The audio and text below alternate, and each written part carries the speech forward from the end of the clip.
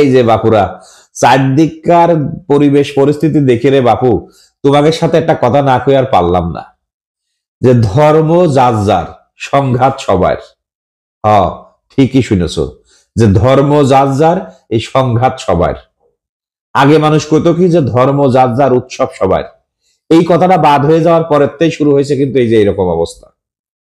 তোমরা যারা ধর্মের নামে এই যে উগ্রতা তৈরি করেছো, এই যে সংঘাত, এই যে হানাহানি, এই যে মানুষ হত্যা, এই যে ভাঙচুর, এগুলো কেন করো রে বাবু?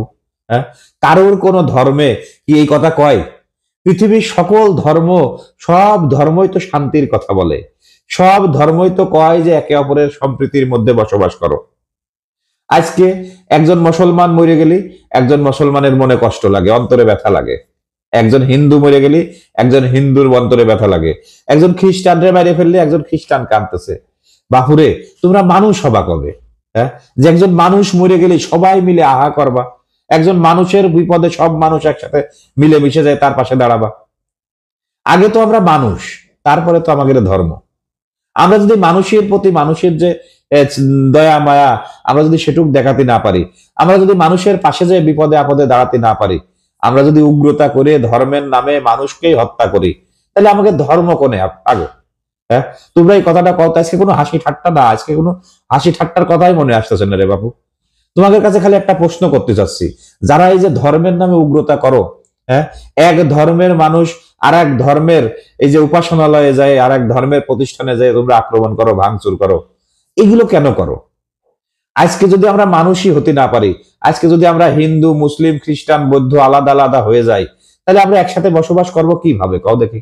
হ্যাঁ, এই যে আমাদের বাংলাদেশ, এই বাংলাদেশে আমরা সব ধর্ম বর্ণ জাতি মিলে মিশে একসাথে বসবাস করতে চাই। হ্যাঁ, এই দেশের মধ্যে কি হানাহানি তৈরি হয়ে গেল কত দেখি?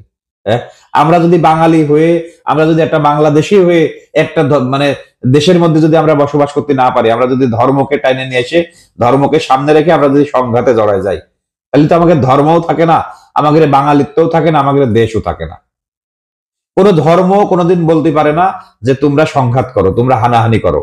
ধর্ম মানে তো সংযম, ধর্ম মানে তো মানে সংঘাতকে এড়িয়ে যাওয়া, ধর্ম মানে তো সম্প্রীতির বন্ধন। হ্যাঁ, আমার একজন হিন্দু ভাই যদি বিপদে পড়ে, সে জায়গায় যদি আমি প্রতিবেশী হয়ে সবার আগে ছুটে যেতে না পারি, তাহলে সে যে মানুষ হিসাবে তো আমি সে জায়গায় কোনো দায়িত্বই পালন করতে পারলাম, তাহলে তো আমার ধর্ম কি শিক্ষা দিল? আবার একজন হিন্দু হয়ে যদি একজন মুসলমানের বা একজন খ্রিস্টানের বা একজন বৌদ্ধের কাছে যে তার বিপদে আপদে ছুটে যেতে না পারে, তাহলে তো হিন্দু ধর্মেও তো এগুলো বলা নেই কোথাও। তোমরা বাপু, এই হানাহানি, এই ধর্মান্ধতা, এই যে উগ্রতা, এই যে ধর্ম ব্যবহার করে রাজনীতি, এগুলো বাদ দাও। এগুলো বাদ দিয়ে সম্প্রীতির বন্ধনে আবদ্ধ হয়ে সবার আগে আমরা মানুষ হয়ে এই বাংলাদেশে, এই সম্প্রীতির দেশে আমরা বসবাস করার চেষ্টা করি। তাহলে হয়তো এক সময় আমাদের এই যে দেশটা আবার আমরা সুন্দরভাবে স্বাভাবিকভাবে বসবাস করতে পারবো। আমরা কোনো সময় বলতে চাই না, দেখো এই যে সংঘাত হচ্ছে, যার যার ধর্মের সংঘাত, কিন্তু এই সংঘাতের বলি তো সবাই হচ্ছে আমরা।